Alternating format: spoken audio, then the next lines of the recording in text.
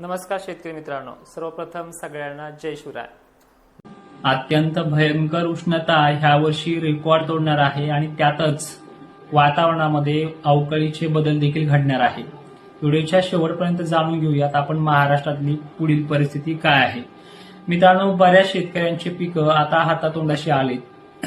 त्यानंतर वातावरणाच्या गारपिटीचे message social मीडियावरती वाऱ्यासारखे व्हायरल होत आहेत। सध्याची परिस्थिती आपण जर पाहिली तर 17 फेब्रुवारीला वातावरणाचा पहिला ढगाळलेल्या वातावरणाची परिस्थिती पश्चिम महाराष्ट्र, खान्देसह विदर्भातही पाहायला मिळणार आहे। पण यामध्ये अवकाळीचा मोठा धाक नाहीये। एक खांदून अपवाद वगळला तर महाराष्ट्रात कुठेच गारपीट नाहीये। त्यानंतर परिस्थिती पुन्हा पूर्वपदावरती येईल 19, 20 आणि 21 ला। पण येणाऱ्या काळामध्ये 24, 25, 26 ला अतिउष्णता म्हणजे 22, 23 लाच ही उष्णता जाणू लागेल। या उष्णतेमुळे 25, 26 ला अवकाळी राज्यात प्रवेश करतोय। आजच्या घडीला जर पाहिलं तर ह्या अवकाळीला अजूनही पोषक वातावरण नाहीये। त्यामुळे इन्सेंटिव्ह जी आहे म्हणजे कुठे पडेल कुठे नाही किंवा त्याचाही पडसाद दुसरीकडे जाण्याची शक्यता दाट आहे। त्यातच बंगालच्या उपसागरामध्ये 21 ते 22 फेब्रुवारीला एक मोठं लोकरेश्वर बनतंय। त्याचा एक पडसाद एक बऱ्यापैकी दिसत आहे की तो अजूनही श्रीलंकेपर्यंतच मजल मारेल किंवा इकडे तमिळनाडू बालाजीच्या क्षेत्रापर्यंत इकडे कर्नाटक पर्यंत मजल मारेल। पण महाराष्ट्राकडे येण्यासाठी त्याला पोषक परिस्थिती पाहायला मिळत नाही, कारण की इकडनं डब्ल्यूडी देखील तितका सक्षम आहे।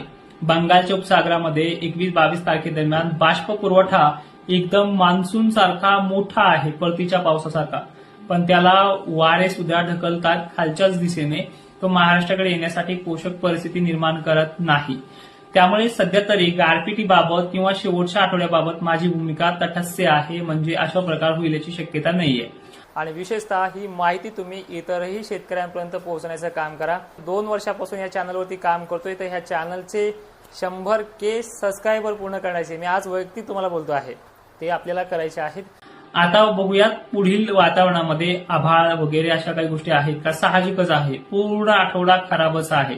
एकंदरीत 17 तारखेपासून ते 28 तारखेपर्यंत राज्यात आभाळाच्या फळ्या निघू राहतील आणि यामध्ये फक्त काय होईल की शेतकऱ्यांना धास्तावणारं वातावरण हे तयार आहे। उष्णता अधिक, आभाळ, त्यामध्ये स्थानिक वातावरणाची भीती म्हणजे एखादोन ठिकाणी 17ला मोजक्या ठिकाणी खान्देश वगैरे भागांमध्ये आणि त्यानंतर चक्क 24-25 ला काही प्रमाणामध्ये महाराष्ट्राच्या उत्तर भागांमध्ये हा प्रसाद उमटायला सुरुवात होईल।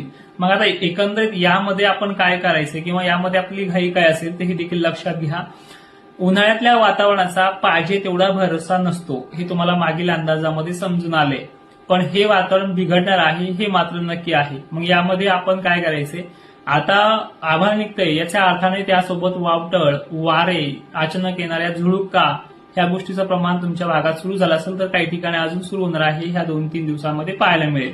त्यामुळे माल पडणं किंवा यापेक्षाही पाण्याचा प्रभाव देणंही गरजेचं आहे आणि पडणं देखील गरजेचं आहे।